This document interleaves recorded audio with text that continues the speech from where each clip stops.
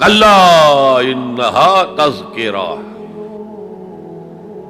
یہ لفظ بہت اہم ہے، تذکرہ، ذکرہ، تذکیر، فذکر بالقرآن، کیا معنی ہے اس کے؟ یاد دہانی صحیح ترین ترجمہ ہے، یاد دہانی۔ ایک ہے کسی کو کچھ سکھانا، نئی بات سکھانا، ایک ہے یاد دہانی، اسے ایک چیز معلوم تھی کوئی بھول گیا، یاد کرانا۔ جیسے آپ کے کسی دوست نے آپ کو بہت قیمتی قلم دیا تھا، آپ نے اسے بہت سنبھال کر اپنے ٹرنک میں رکھ دیا، اب سال ہا سال ہو گئے، نہ دوست سے ملاقات نہ وہ یاد، اچانک آپ نے کسی روز ٹرنک کھولا اور وہ قلم آ گیا، تو آپ کو دوست یاد آ جائے گا کہ نہیں؟ اسی لیے قرآن آفاق و انفس کے لیے آیات کہتا ہے، ہم اپنی آیات دکھائیں گے تمہیں، نشانی جس کو دیکھ کر تم ہمیں پہچانو گے۔ اور تذکرہ کا مطلب کیا ہے؟ پوٹینشلی ایمان ہر انسان کے دل میں موجود ہے، یہ جو روح جو ہمارے قلب کی مسکن نکید ہے، اس میں اللہ کی معرفت بھی ہے، اللہ کی محبت بھی ہے۔ البتہ ذہول کے پردے پڑ گئے ہیں، بھول اور نسیان طاری ہو گیا ہے، ہم دنیا ہی کے اندر گم ہو کر رہ گئے ہیں، ہماری ساری دلچسپیاں دنیا سے ہیں، لہذا ہماری توجہ ہی نہیں ہے، ورنہ ہر انسان کے دل میں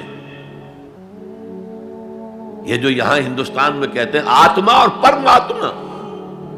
آتما اور پرماتما کا تو تعلق بہت گہرا ہے، ابتدا میں بنا دی گئی تھی ارواح، جب ہم سب کے سب تمام انسان آدم سے لے کر اور تا قیامت جو انسان آئے گا دنیا میں، ان سب کی ارواح پیدا کر دی گئی،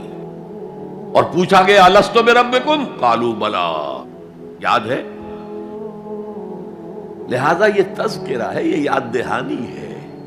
تمہارے اندر موجود ہے، اللہ کی معرفت بھی موجود ہے، اللہ کی محبت بھی موجود ہے، لیکن کلا بل ران علی قلوبہم ما کانوا یعملون، ان کے دلوں پر زنگ آ گیا ہے اب ان کے اعمال کی وجہ سے،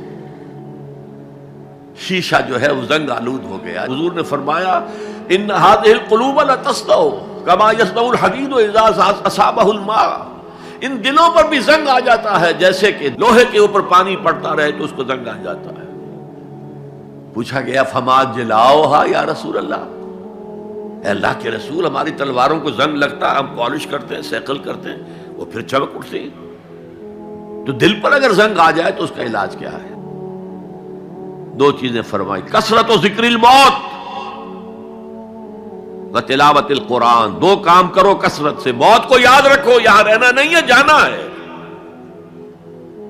یہ ہمارا گھر نہیں ہے، یہ ہماری منزل نہیں ہے، ہمارا اصل گھر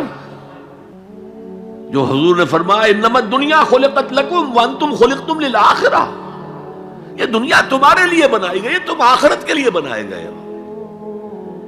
اسی لیے حضور نے فرمایا کن فی الدنیا کانک غریب عابر السبیل، دنیا میں ایسے رہو جیسے راہ چلتے مسافر ہو یا اجنبی ہو۔ اپنے بارے میں فرمایا مالی ولی دنیا، مجھے تمہاری دنیا سے کیا سروکار، انما مثلی کراکب استظل تحت شجرۃ ثم راح فترکھا، میری مثال اس مسافر کی سی ہے جو ذرا سستانے کے لیے کسی درخت کے سائے میں بیٹھتا ہے تھوڑی دیر، وہ اس کا گھر تو نہیں ہے، اس کی منزل نہیں ہے، پھر وہ اس کو چھوڑتا ہے، اپنا راستہ لیتا ہے۔ یہ اگر ہمارا تصور قائم ہو جائے،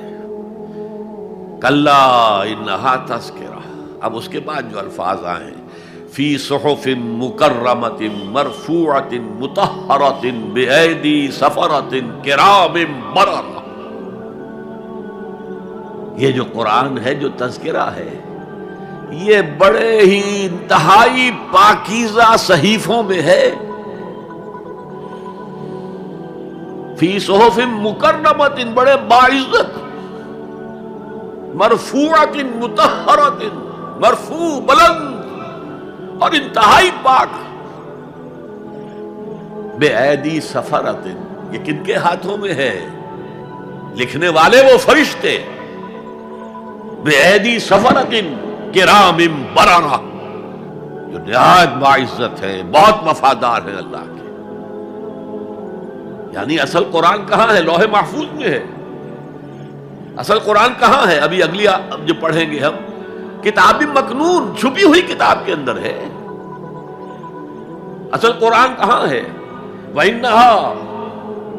لَفِي أُمِّ الْكِتَابِ لَدَيْنَا لَعَلِيٌّ عَظِيمٌ، یہ تو اس ام الکتاب میں جو ہمارے پاس ہے، بہت بلند ہے اور بہت عظمت والا ہے۔